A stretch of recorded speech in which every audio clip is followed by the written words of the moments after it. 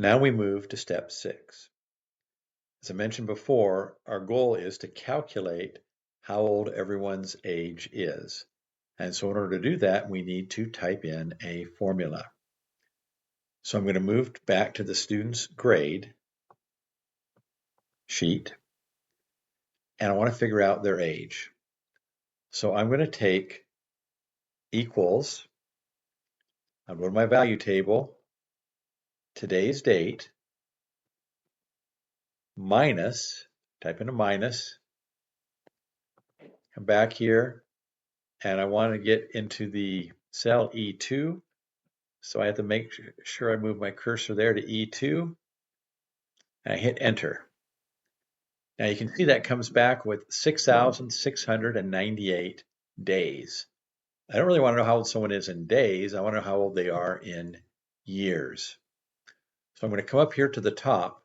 I'm going to put a parentheses around the whole equation that I just created. So from where the equal sign starts on the far left, all the way to the end where there's an E2, I put a parenthesis. Then I hit a slash. I'm going to divide this by 365 days. That's how many days there are in a year. When I hit enter, that's going to give me the person's age in years, 18.35 days. I need to do one other thing. Remember, I need to anchor this so that when I copy the formula down, it always stays on today. So I come over to the values table formula, the B21, and I type in a $sign right in front of the B and right in front of the 21, and then I hit enter again. The last thing I need to do is I want to only have one decimal point.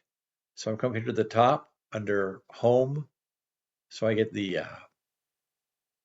formatting for numbers, and I start reducing the decimal points until I get down to 18.4. It rounded it from 18.35. Then I do my copy down the page.